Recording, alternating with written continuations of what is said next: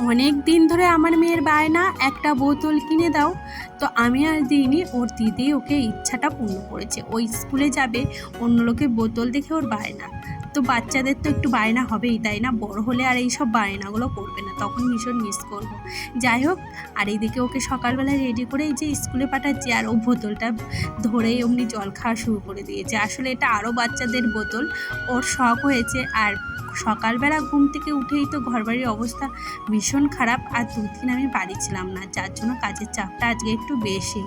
একদিন দুদিন বাড়ি না থাকলে বাড়ি ঘরের অবস্থা কেমনই হয় বলো? একটা ছেলে যদি বাড়িতে থাকে, ঘরদোর তো সেরকম একটা গুছানো থাকে না।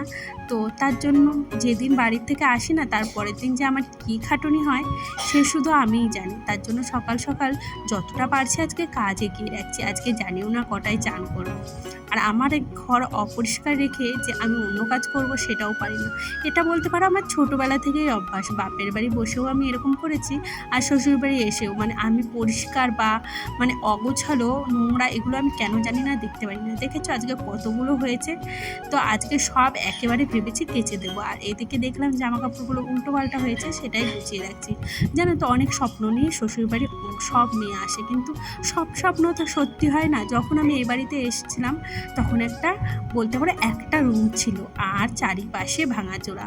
তো সেটাই টুকটুক করে ঠিক করছি। জানো তো, অনেক স্বপ্ন আমার একটা ভালো একটা ঘর হবে, বাট সেটা তো সম্ভব নয়, চাইলেই তো আমরা পাই না। ওই একটু একটু একটু একটু সঞ্চয় করে সেটাই আমরা তৈরি করি। আর সব থেকে বড়ো শখ হলো, আমি যখন মানে বাপের বাড়ি ছিলাম তখন না মোটামুটি আমি ছোটোবেলা থেকেই কাজ করি, বাট আমি না মানে রান্না বাড়ায় ভীষণ আলসেমি ছিলাম। আমার মা যখন ভীষণ অসুস্থ না হতো তখন কিন্তু আমি রান্নায় হাত না দিতে পারলে দিতাম না। কিন্তু ওই যে শ্বশুরবাড়ি এসে ভেবেছি শাশুড়ির রান্না খাবো, তা সেই স্বপ্নটা তো আর সত্যি হলো না, সেটা ভেঙেই গেল।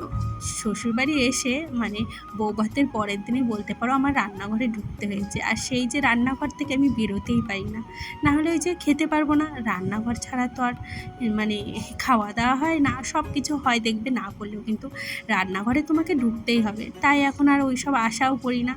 এখন করতে করতে বলতে পারো অভ্যাসই হয়ে গেছে। এই যে সকালে সবাইকে টিফিন করে দিয়ে খাওয়ানো, সারা দিনে রেস্ট পাই না। আর এই যে কালকে না কটা ধুয়ে দিয়েছিলাম, সে কটাই মানে শুকিয়েছে, মানে বাড়ির থেকে যাওয়ার আগে ধুয়ে দিয়েছিলাম, সেগুলো আর গুছানো হয়নি।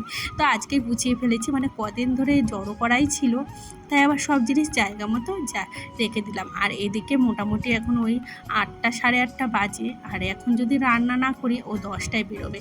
তো এর মধ্যে যদি রান্না না করে দিই আমি, তাহলে আমাকে আর মানে আমারই টেনশন হবে, ও না খেয়ে যাবে। তার জন্য সকাল সকাল এলাম। আর অনেকগুলো মাছ এনেছে দেখে আমি কিছুটা ফ্রিজে রেখে দিলাম। দেখো, একবারে খাওয়ার থেকে দুদিন যদি আমার মাছটাই চলে যায় তাহলে একটু সাশ্রয় হয়। আর এদিকে দেখো, কালকে এই যে শাকগুলো এনেছিল, এগুলো যে ন্যাকড়া পেঁচিয়ে রাখবো সেটা আমার মনেই নেই। একটু মাছ ভাজা চাপিয়ে দিয়ে আমি ভাবলাম তাড়াতাড়ি মাছ ভাজাগুলো হোক, এদিকে আমি তাড়াতাড়ি শাকগুলো বেছে নিই। আসলে কি বলো তো, আগের দিন না আমি সেরকম একটা কোনো কাজ করে রাখি না। দেখছো আমার পেছনটা এখনও জামা কাপড় ছড়িয়ে আছে, এখনও ভাবছি কোনটা কোনটা কাজগুলো গুছিয়ে রাখবো। মানে কি, সারাদিনে আজকে ভাবছিলাম কখন আমি কাজ শেষ করবো। মনে হচ্ছিলো কেউ যদি একটু রান্নাটা করে দিত, তাহলে তাড়াতাড়ি আমি একটু সব বাড়ির গোছানো গাছানো এসব করে নিতাম। মাঝে কিন্তু আর একটা ঘরে যে ঘরে শুয়েছি সেই ঘরটাও একটু গুছিয়ে নিয়েছি। যাই হোক, এই যে আর আমার লাল শাক ভাজায় যদি পেঁয়াজ, যে কোনো শাকে যদি পেঁয়াজ না দাও না, আমাদের বাড়ি কারো মুখে ওঠে না। তাই শাকে না আগে রসুন খেতাম, বাট পেঁয়াজ দিয়ে দেখি ভালোই টেস্ট হয়। তাই এখন পেঁয়াজ। আর কড়াইটা পুড়িয়ে দেখেছো আমি কী করেছি? আর না, কালকে দুটো পটল মানে রান্না করেছিলাম, পটল দুটো রয়ে গেছে, আর খোসাটাও রেখে দিয়েছিলাম। এটা না বাটবো। আমি বিয়ের আগে বাটা খেয়েছি, বাট বিয়ের পরে আর খাওয়া হয়নি। আর পাশে ডাঁটা দিয়ে মাছ দিয়ে রান্না করেছিলাম। আজকে আর কোনো মশলা মশলা খাইনি। আর মশলা না আমি খুব একটা খাইও না, আমাদের বাড়ি সিম্পলি বেশি রান্না হয়। আর এই যে খোসা এদিকে ভাজা মানে হালকা সিদ্ধ করে নিয়ে রসুন দিয়ে আর কালো জিরে দিয়ে ভেজে নিয়েছি। রসুন বাটা না আমি আমার বরকে ছাড়িয়ে দিতে বলেছিলাম যাতে একটু তাড়াতাড়ি হয়। আজকে বড্ড দেরি হয়ে গেছে, ওর জন্য ভাবলাম একটু যদি হেল্প করে দেয়।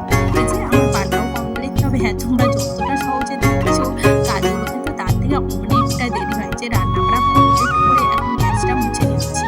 আর এর মাঝখানে বাসনগুলো আমার মেজে নেওয়া হয়ে গেছে।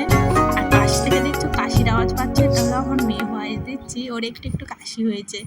যাই হোক, ও আমার পাশেই ঘোরাঘুরি করছে। ও আমাকে মানে ওর সাথে না সারাদিন খেলতে হবে কিংবা কিছু, ওকে সারাদিন আমার টাইম দিতে হয়। এই কাজের মাঝখানে না আমার ওকে সারাদিন টাইম দেওয়া ভারী কষ্ট হয়ে যায়।